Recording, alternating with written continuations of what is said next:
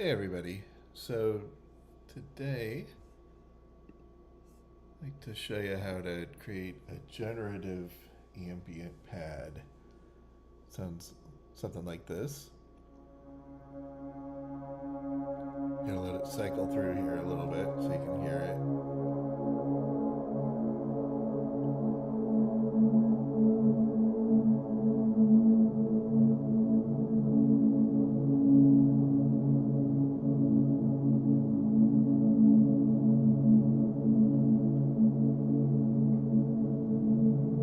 Sort of just cycling through various generative notes and of course a lot of modulation and movement using LFOs and the like.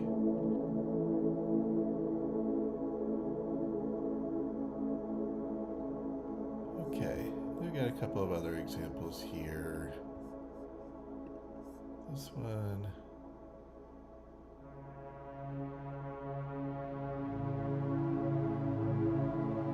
doesn't really sound a whole lot different, but there's a little bit of difference there. We'll talk about how to build these from scratch now. Let's see this one.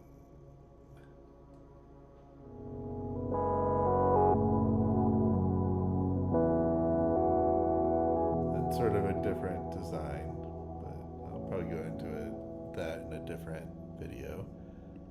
For right now, I'm going to get rid of that.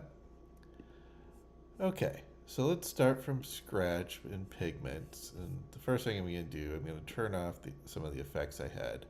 I will point out that I've got an EQ setting that's taking out the low ends, and that's mainly just so that I'm not, there's not too much low end buildup coming over your speakers.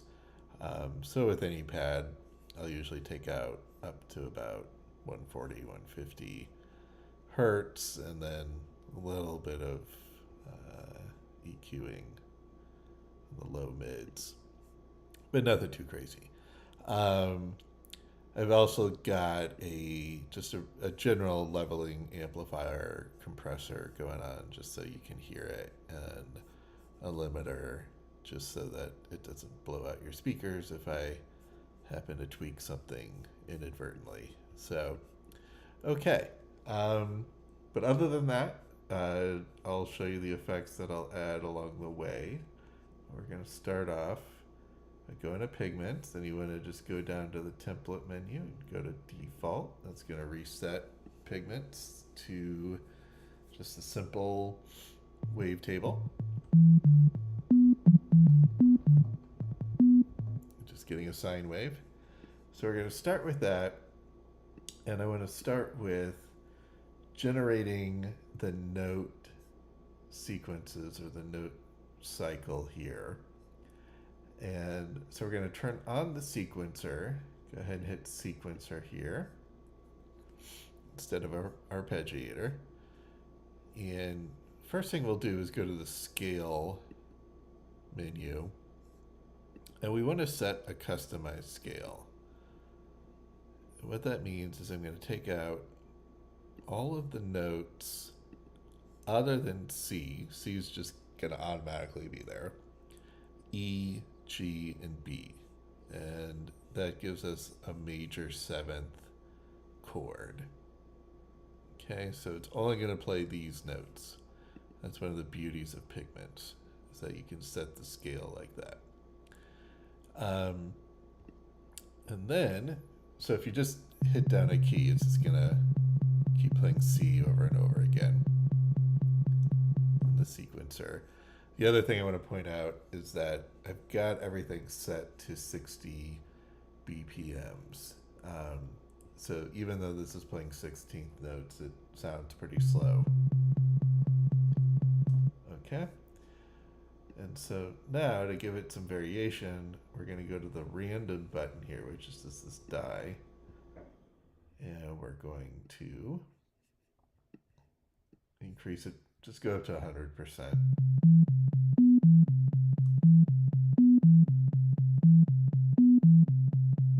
And now you can hear it starting to play a pattern by cycling through those notes that we gave it, the C, E, G, and B.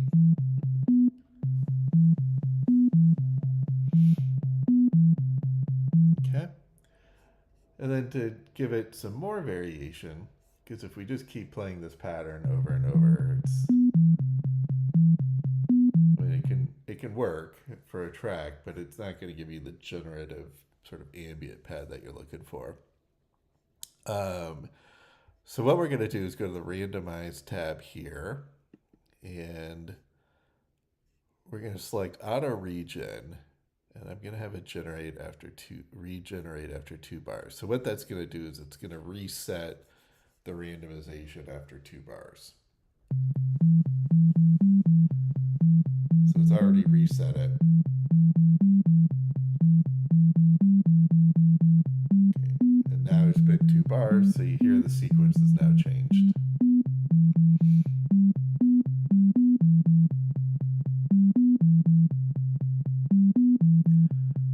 Okay, so now you don't get stuck on the same sequence over and over again. So you're getting a little bit more randomization. Now, of course, it's fixed just using these 4 notes. However, the sequencing and the rhythm is going to be different as it goes through and regenerates. So the other thing I'm going to do is add some randomness to the octave here. I usually go around 50 to 60. Not sure it matters all that much. And so the octave is going to regenerate. The randomness on the octave is also going to regenerate every 2 bars. So you can see here.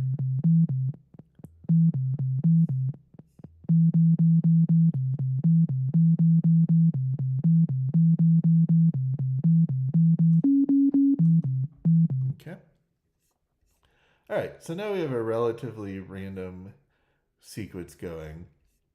I also like to set the polyrhythm. Now, to be honest, I'm not sure how much this actually does anything, because we're regenerating the randomness so often. But in my mind, it creates a little bit more randomness as we go through. And I guess that's going to restart every 4 bars, the polyrhythm.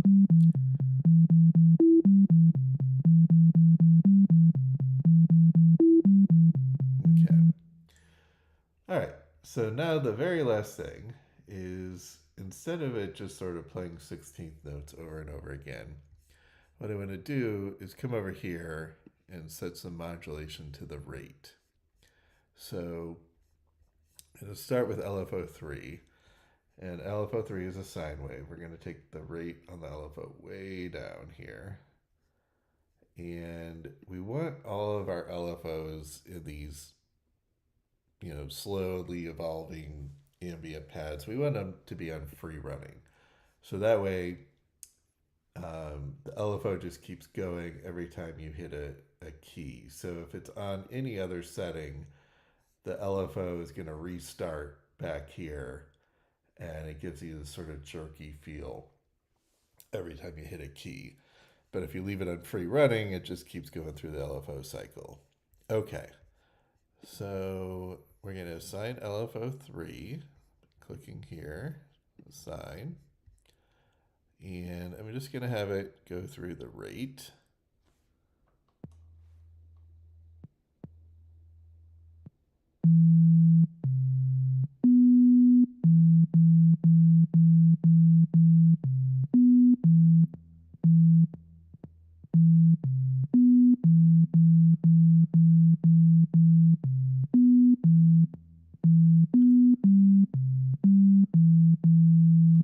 Okay. And another thing I like to do is use the random modulator. And I'm going to use random 1, this Turing modulator. Turn the rate down a little. And again, use that on the rate to modulate it, so it's not just going up and down with the LFO. Now you could set the LFO to sort of a randomized LFO, but I like to just sort of combine it with this random And it sort of does the trick. So it sort of goes through it a little bit more.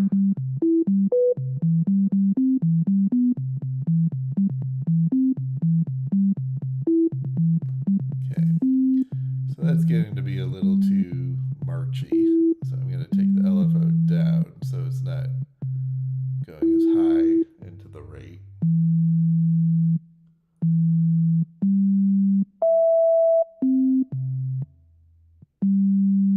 Okay. This octave might be going a little too low. I'm going to take that down a little.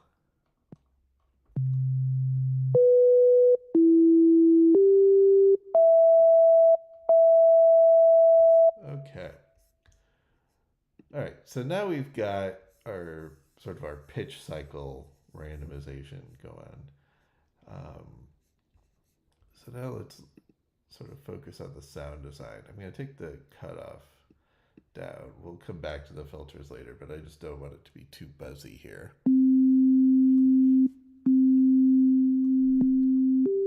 Okay, so I'm just going to use basic waveform here. And I really like the synthesizers menu. And one of them I like is this Pro VS Waves.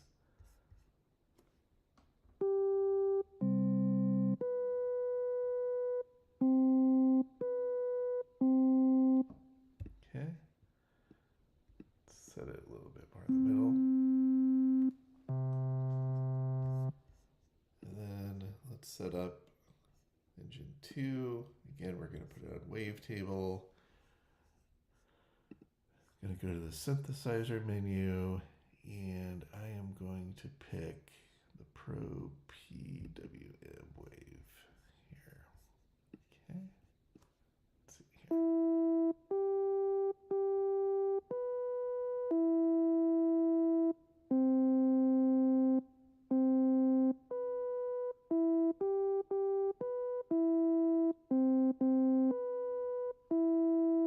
Okay, so we're well on our way here. Now, of course, because we're trying to create more of a pad sound, let's go to our VCA envelope down here and give it a nice long attack and a nice long release. And I like to link them as well. I'm not entirely sure what all that does. Maybe somebody can explain it to me, but to me it just ends up sounding better. So now, because of the slow attack, you're going to hear the notes sort of starting to build on top of each other as they go through the sequencer because of the slow attack and the long release.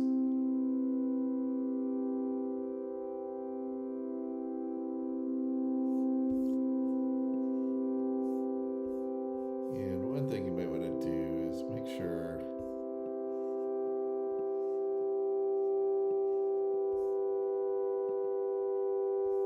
try to get as many notes as possible so you don't get them sort of restarting. Let them layer on top of each other. So if you go to the settings menu, you go to play mode, go to poly 32. I don't think it should take up too much of your CPU. We are sort of getting that clipping sound. So maybe I'll take the release down a little. That's linked.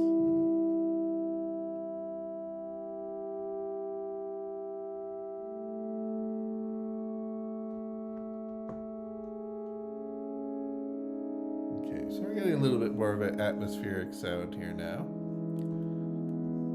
Okay, so going back to the sound design, let's add some chorusy unison effect here.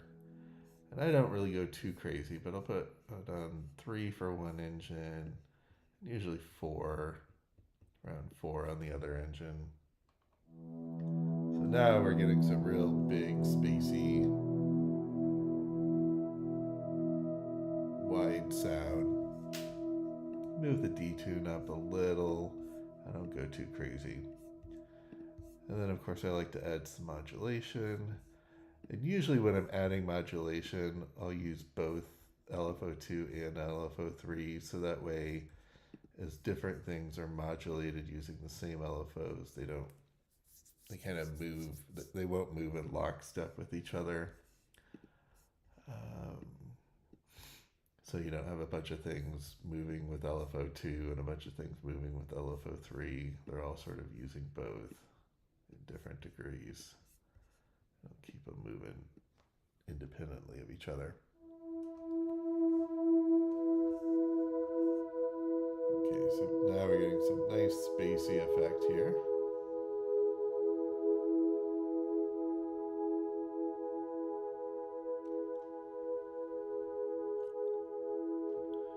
Okay, another thing I like to do to give it a little bit more of an analog sound is put some modulation on the fine tuning for both of the engines. Again, I'm going to use a little bit of each LFO and then do that for both wavetables here.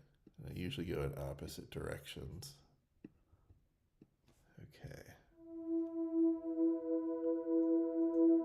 So we're getting a little bit more of a chorusy effect, but it's still sort of clipping on that.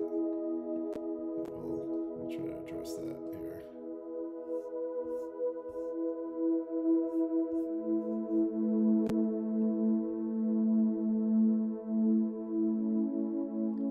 Take the release down a little, maybe that'll help.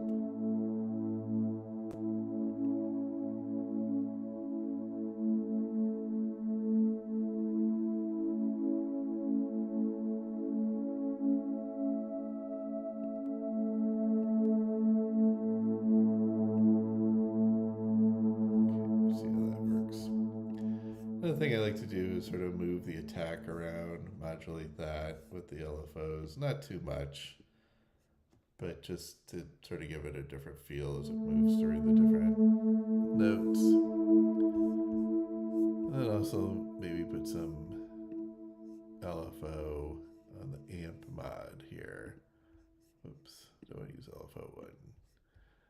I'll use LFO2, give it a little bit of modulation here. And then add LFO3 to modulate that.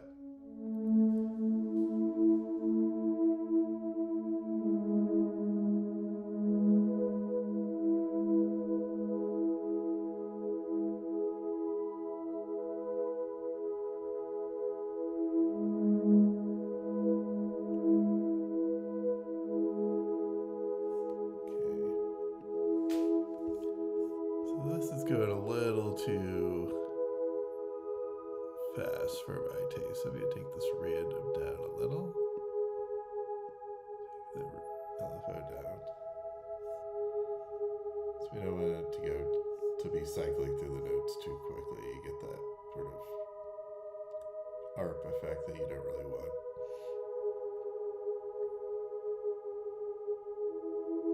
Okay. So now let's move over to the filter. Let's get some movement going here.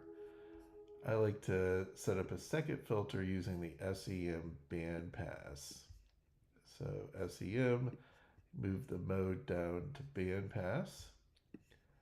And there's your filter there. Move it just a little bit over the midpoint. Again, add some LFO so we get a nice little bandpass sweep going. I like to add some to the resonance as well.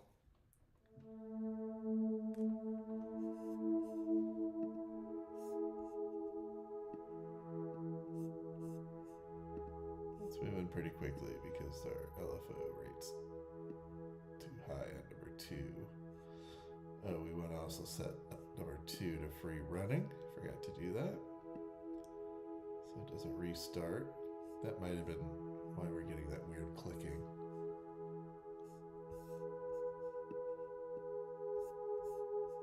Let's see if I increase the release, if that helps. Okay. And then we could probably open up this first filter a little, set it to a 12, LP12.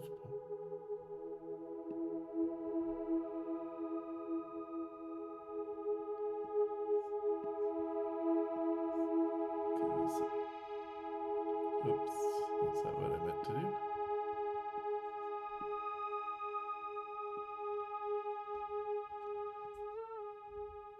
Octave here. Sorry, I hit the pitch bend there.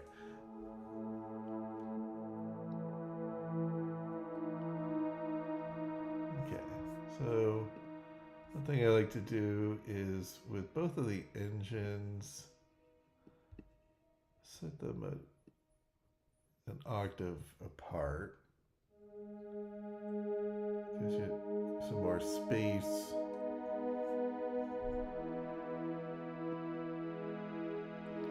It's up to you which one you want to set as the high one, which one you want to set as the low one.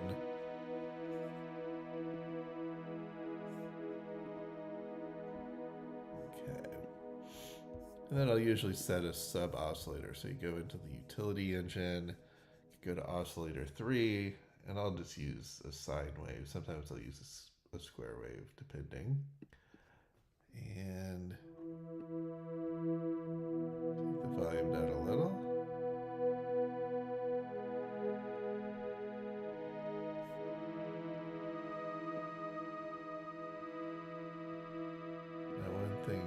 One thing I like to do, I'm not entirely sure how much difference this makes since we've already got the sequencer going, but I like to set the notes to the scale I'm using in the sequencer as well.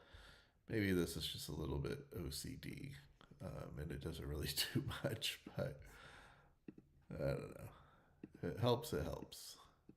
If it doesn't help, well, at least it doesn't hurt. So again, we're just using the E, the G, and the B on the scale. And of course, C is sort of default and plays. So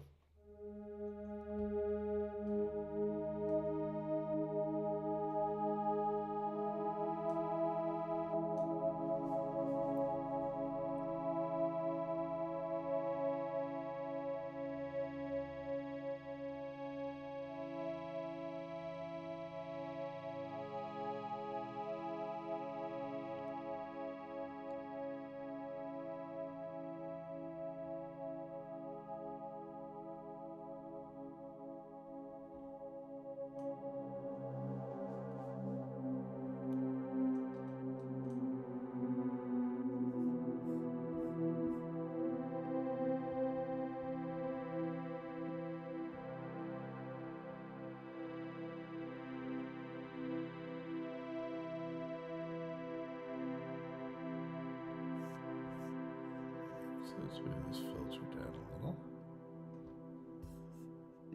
A little bit of movement. I don't really like to do too much movement on the filter because it just gets to be a little much. At least on this first one here.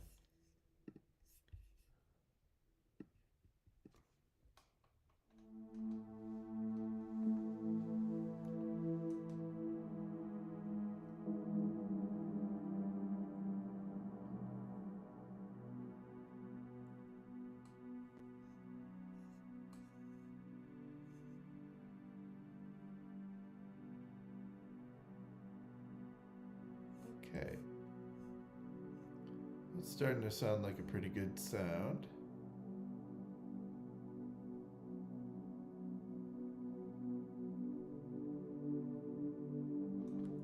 You can do a little bit of phase transformation. I don't like to do too much because it gets pretty sharp and buzzy, but a little bit can do the trick.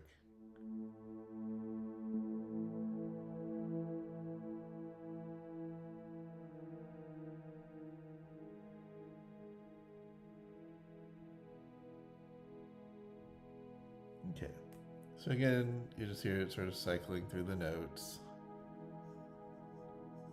Our C's, our E's, our G's, and our B's. Rates going up and down. So we're not just getting, the same pattern over and over again. Okay, so now we have our basic sound set up. So let's add some effects and give it some, I guess I'm going to go go to effects A here. And with the delay, just go with the default. Put some modulation on the feedback so we can play around with the delay a little. Put some modulation on the dry wet. Again, so you get some variance here. I also like to put some modulation on the high pass and the low pass. Again, I'm adding both LFOs in general.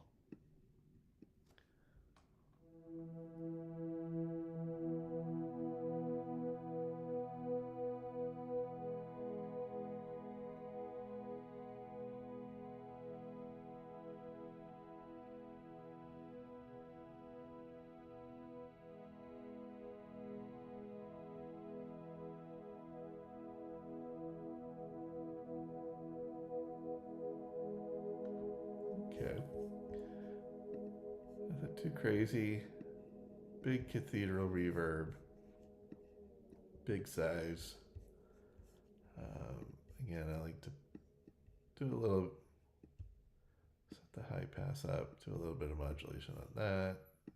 Again, so you're just getting a little bit different effect. I don't know if we need to be that high on the dry wet. Do a little bit of modulation on that.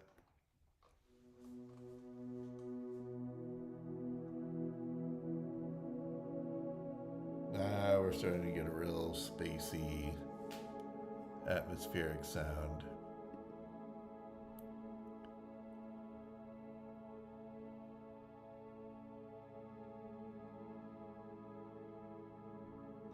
Okay, the last thing we can do with the effects is let's set up a shimmer reverb. So I'm going to go down here to auxiliary. And the default is reverb. Let's move that to shimmer. And like I've mentioned before on other videos, if you just set the shimmer and just let it play and keep going, it can get to be a little much because it just sort of sits there.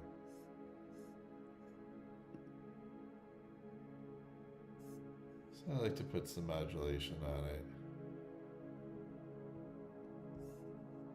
On the send here. So it's just sort of coming in and out. You could also do it with the dry wet. But I like to have it as a send effect so it's not just sitting there right in your face. And then let's do some modulation on the feedback. I like to set the pitch shift to 7 semitones instead of 12, so it's going to give you a fifth instead of an octave.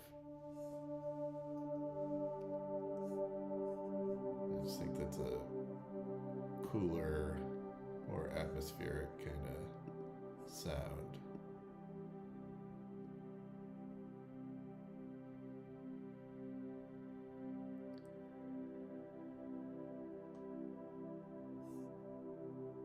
So you can hear it just sort of coming in and out based off the LFO modulation here. So it doesn't get too crazy. Keep it under control. Okay, so we're getting a really good sound here, I think. Hopefully it sounds good to you guys at home.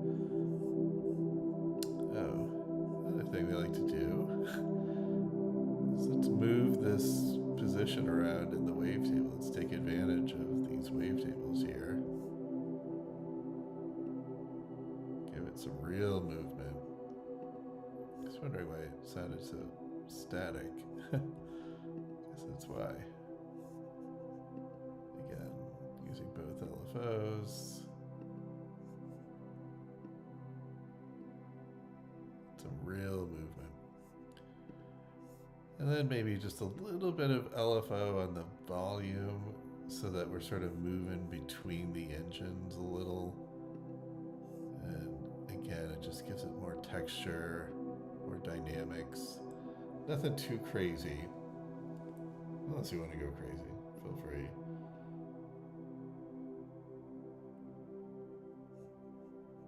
And again, put put some on the wavetable volume. That's just the volume going to the filter, the one I was doing before. This one's the wavetable volume.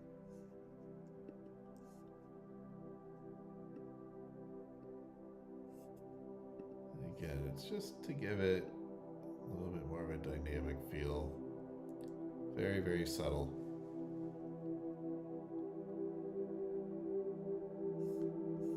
We can also move, let's move the panning around a little.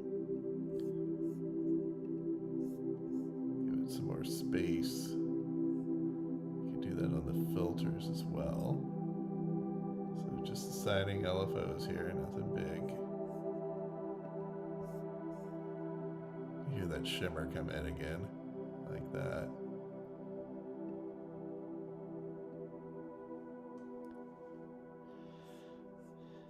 And again, you can use your random, you know, on a few things, like maybe you want to put that on the position, so it sort of bops around the position a little bit in the wavetable.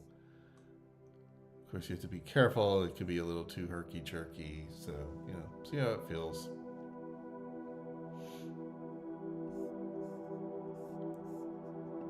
But I like to give a little bit of randomness to the things I'm modulating here. Let's see how this would sound with the pulse width.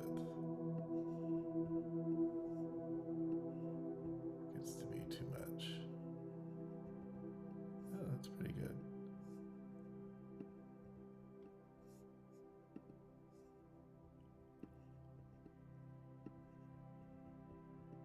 There we go.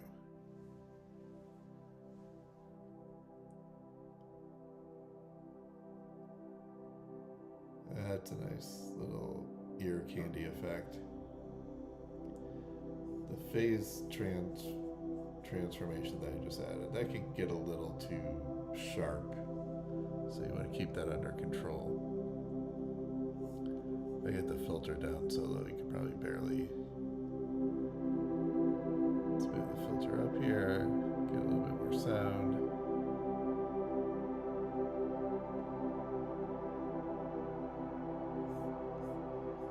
Hear that shimmer in the background there.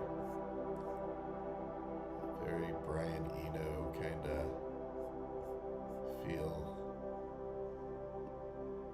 Take the low pass down a little on it. This is the shimmer again. Okay, so I think we got a really nice sound going here. So what I'm going to do is I'm going to add some outboard effects here, or outside of Pigments at least. And I like to use the UAD Galaxy Tape Echo. Gives it a nice gritty texture.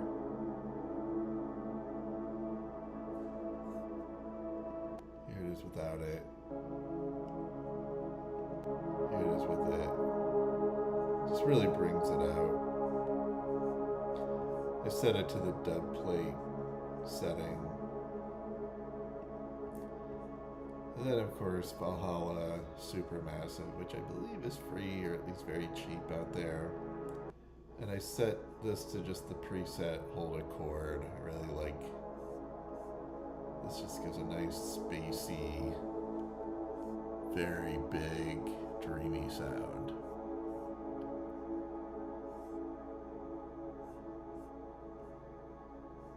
And again, my EQ, got a low cutoff here at about 140, so we're not rumbling your speakers too much. And just a little bit of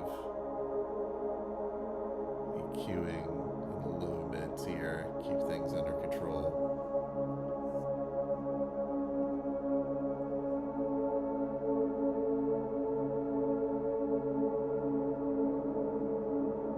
So I'm really just playing two notes here. I'm playing an A and an E. And I know A is outside of our scale, but my fingers just sort of naturally go to those two notes, I think. It's just going through, just cycling through our notes.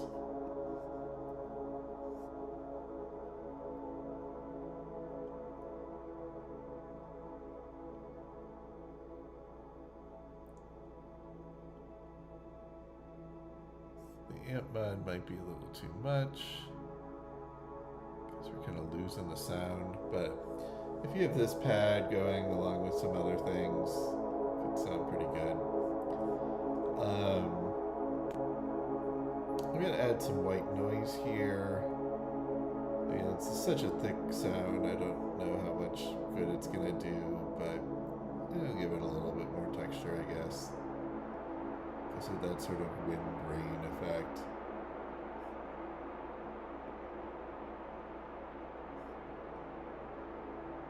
You can hear it in the background there. But just for fun, just for the heck of it, let's add one of these other sort of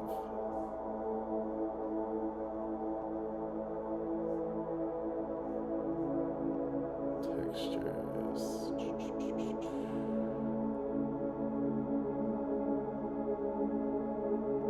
Burning vinyl. Let's see what that's all about.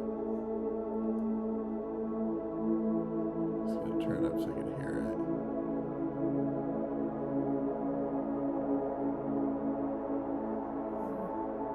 Too much, but gives you a little something to play around with on the high end.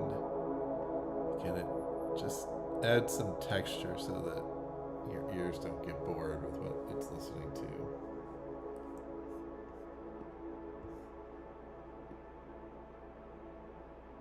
And you're getting that little rain effect.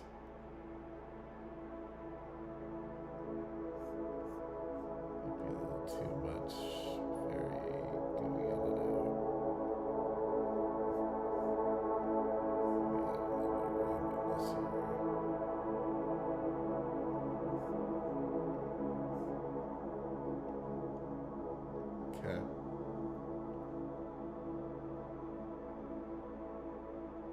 That's a pretty good sound. I think it's something to work with. I'd be interested in hearing what you guys come up with. Feel free to leave a comment. Let me know what you've come up with, if this was helpful, if I goofed up on anything, or anything else you'd like to hear. These sound design tutorials. Okay. Yeah, let me know if this helps. Let me know what you come up with, and we'll talk to you soon.